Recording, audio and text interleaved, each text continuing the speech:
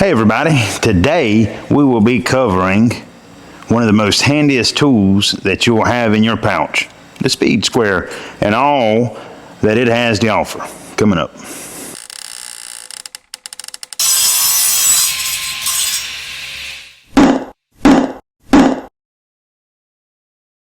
As you see, speed squares come in all brands and sizes and colors, and these are your 1 foot or 12-inch speed squares. These are your 7-inch speed squares.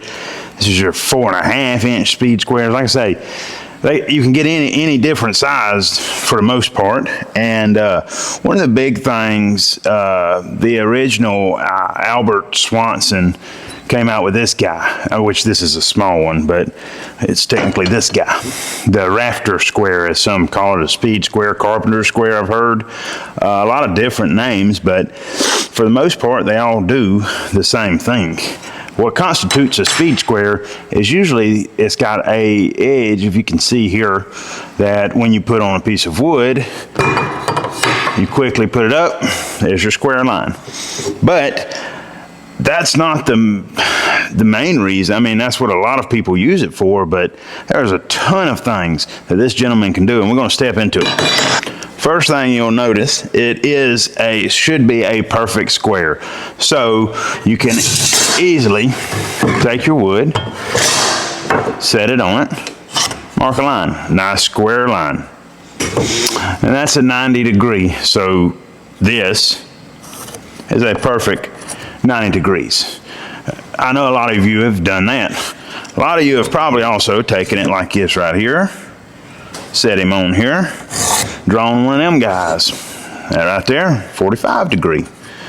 But if you'll look here on this longest side, it's got numbers, and these numbers are angles. So you start with a pivot point right here. That's where, when you put it down on your spot, that's where you pivot it. So let's just say we want a 35 degree angle. So we leave our pivot point here.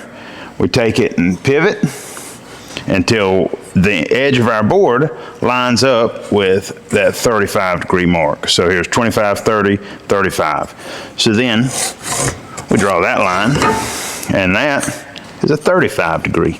You can do it the same if you want, say, a 15 degree. You put him on your pivot point.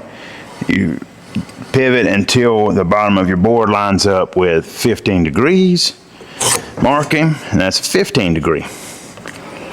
So that covers this long edge with all these angles. You can do it with any speed square. So here's another one. Same way, if we take him and we set him to 15 degrees, he should line up with that line we've already drawn. Or if we want to go, say, a 20, we put our pivot, 20 degrees, and we go there. So that's 20 degree. A lot of lines we got going on there. So that's the long side of our speed square. Then we have this side, which will have numbers on it, and this is a 7-inch speed square. And all that is for is if you have your board here and you need to measure, 3 inches without wanting to get out your tape measure, 3 inches, there he is from this side. But you can also use it to find center. There's 2 ways to find center with a speed square. The first way is draw your line like so, and then you want to put your point, your 45 point out here on that line, put an X, flip him around, put him on this line on this side, draw an X, and that should be the center of your board, which on this is a 2x6, so that should be about 2 3/4, which it is right there. The other option is if you take and you know a number that is easily divisible, so 5.5, you got to do fractions, and some people are not good at that. But now 6, on the other hand, if you pivot him to 6 inches, half of 6 is 3. So you look here, you get the edge of your board at 6, you put your mark right there at 3. Then you could take your square edge here, put him on those 2 lines, bam, and draw. Now we know that's the center of our board, right?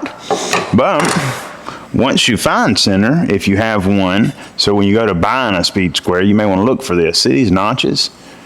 those are all corresponding to usually 1/4 inch, and this one is on 1/4 inches. So if we go here and we set him up, it should be 2 3/4 inches. So we can put our little notch. Here's our 2, and that's our 3/4, which will correspond with this notch. Run him down. Now you got a line center of your board. So that's another way you can use them. All right, so this is where the rafter part of our rafter square comes into play. If you could imagine, this is a ridge line, and this is your wall. So what we need to do is put a rafter that goes across the top so that we can build our roof. So what you would want to do, if, let's just say you had a ridge line run and your wall ran like this. If you didn't and you already had a rafter up and you was just trying to, say, extend that, it's a lot different. But for demonstration purposes, we know that we want our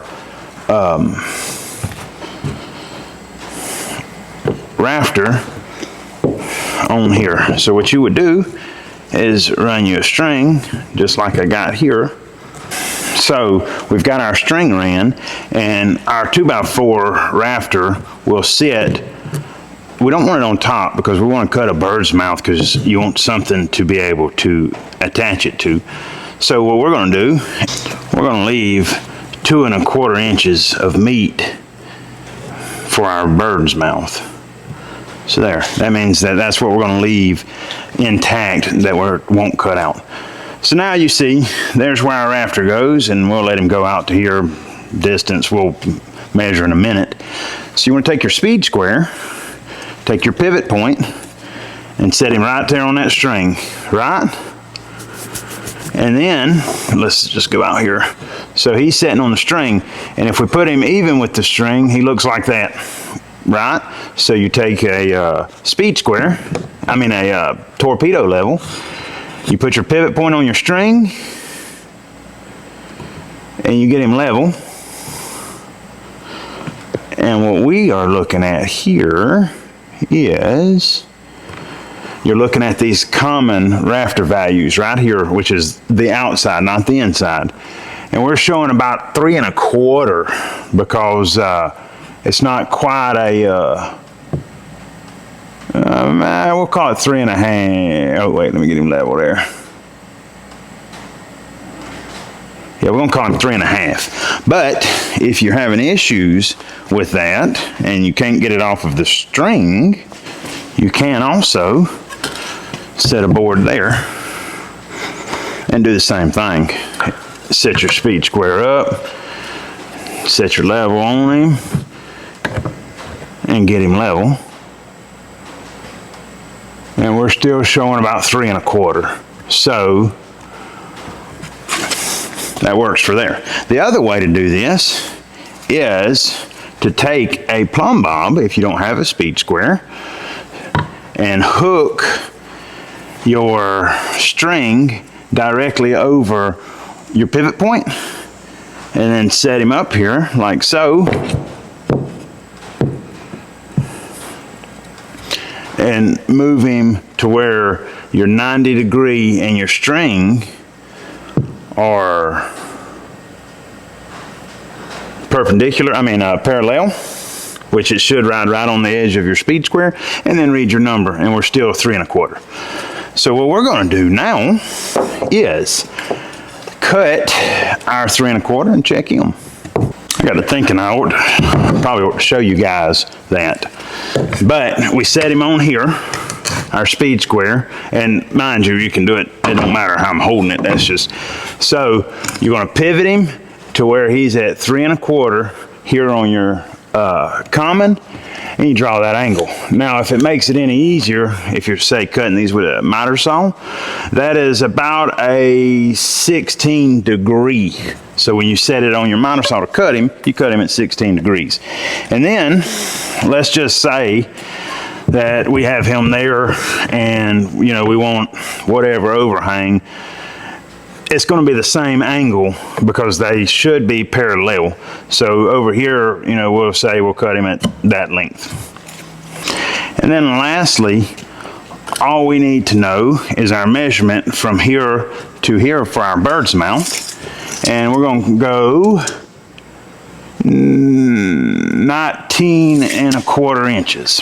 Now we've got our 3, and the way that works, that number, 3, is actually based on a 12-inch or 12-foot, usually feet when you're doing roofs, but it's a rise over run. So a 4 on 12 means that for every 12 foot it runs, it rises 4 foot. And in our case, for every 12 foot it runs, it rises 3¼ inches, which would be 3.3 inches, or 3 foot 3 inches.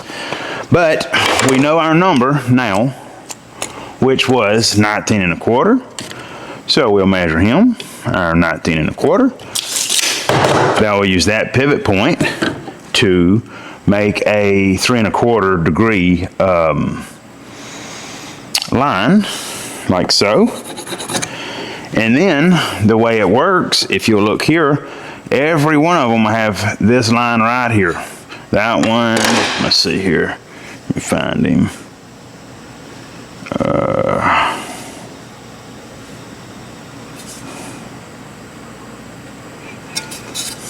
Well, that one's messed up, but you can see him there. And this one, see, he's way up here.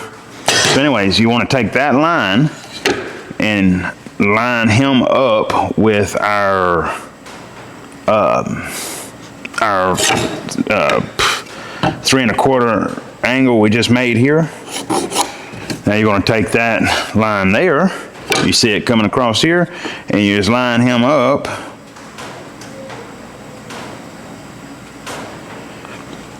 and you need to know the width of your wall. Our wall is 3½ inches, so we're just going to measure 3½ and get us a mark here.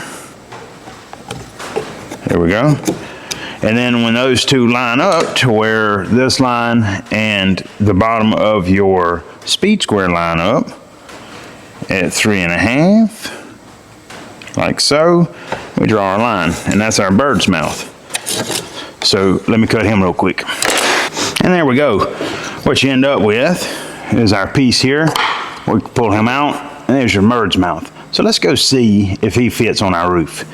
But while we're sitting here, before we start fitting him, the way a roof works is on a hip and valley. That's your common. That's something that a lot of you guys will use if you're trying to build a small shed or something like that, or even a house, you know. But I'm just saying, as a DIYer, a lot of times folks are not building houses. Anyways, the common is just that. It's common. It's commonly used. The hip and valley is when, if you could imagine, you have a roof, and a hip roof is where you have a spider, is where you have rafters. If this is your hip roof, you have the rafters that go here and the rafters that go here. You'll have one on the corner that goes from the corner of your house where these two at a right angle or a 90-degree angle meet. All that means is that is your hip rafter. So what you're going to do, for example, we're doing a 3¼ on our standard common rafters. So where you'll cut your hip is just that if when you go 3¼ here, right, that's for our common. So here's 3¼ but on the, if you'll look on the inside, the 3¼ is a bit different, and it's because those hip rafters are longer than your standard common rafters. So where this is a 3¼ common, if you slide him down here, that is a 3¼ hip. You see the difference in the two? It's a lot more pronounced. Let's say we're doing a 6 on 12. So this is a 6 on 12 common, and then when you move to a 6 on 12, here's our 6 on our hip valley, and you make him see the difference there. So let's go see if our rafter works. And now for a moment of truth, here is our rafter. He should fit flush against your ridge line, and he should sit tight in your bird's mouth.